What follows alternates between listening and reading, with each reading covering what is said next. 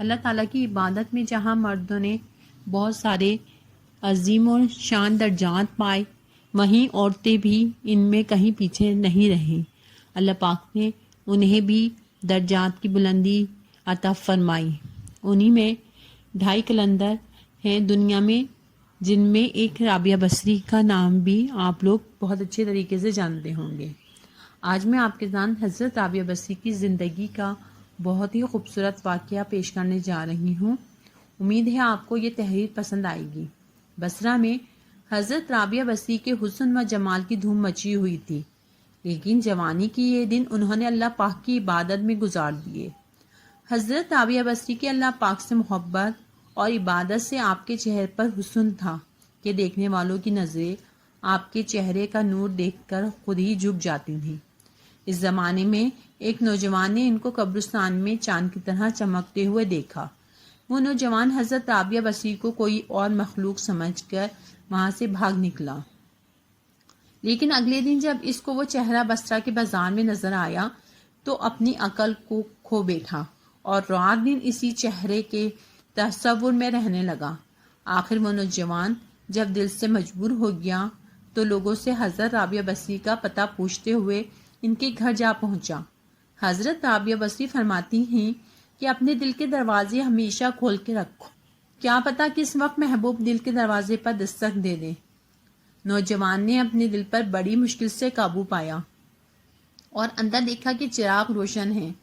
یہ سوچتے ہوئے وہ بنا کسی ہچکچاہٹ کے گھر کے اندر داخل ہوا کہ حال دل سنانے میں کیا حرج ہے، زیادہ سے زیادہ انکار ہی تو ہوگا، وہ واپسی کا دروازہ تو کھلا ہوا ہی ہے۔ وہ یہ سوچتے ہوئے اندر داخل ہو گیا۔ گھر کے اندر کوئی نہ تھا اور رونے کی آواز آ رہی تھی، جیسے کوئی زار و قطار رو رہا ہو۔ نوجوان سیڑھیاں چڑھتے چڑھتے چھت پر چلا گیا۔ حضرت رابعہ بصری عشاء کی نماز ادا کرنے کے بعد ثنا خوانی میں مصروف تھیں۔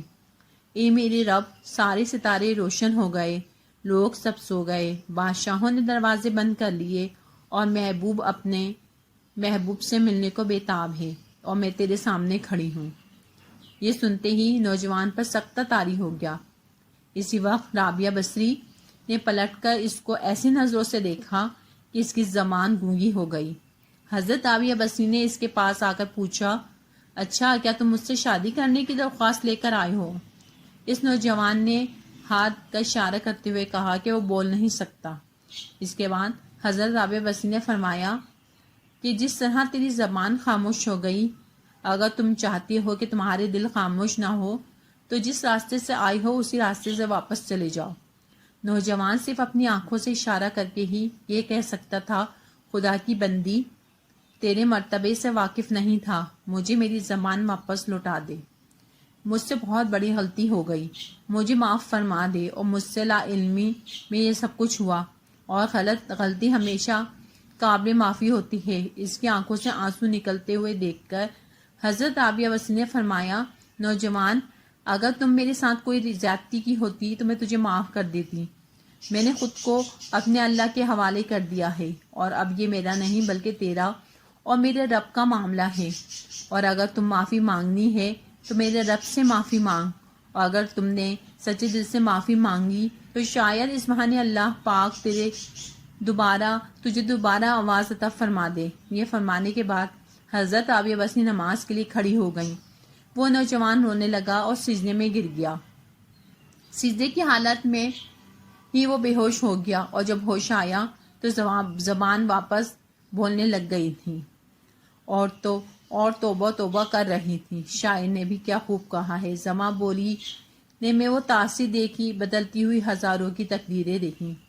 اس کے بعد آپ اس واقعے کو آپ دوسروں کے ساتھ بھی شیئر کیجئے، اور اگر ہمارے لیے اس میں کوئی اصلاح کی گنجائش ہو یا کوئی غلطی ہو گئی ہو تو ہمیں کمنٹس کر کے اس سے آگاہ کریں۔ اگر ہماری ویڈیوز آپ کو پسند آتی ہیں تو ہمارے چینل کو لائک کیجئے، سبسکرائب کیجئے۔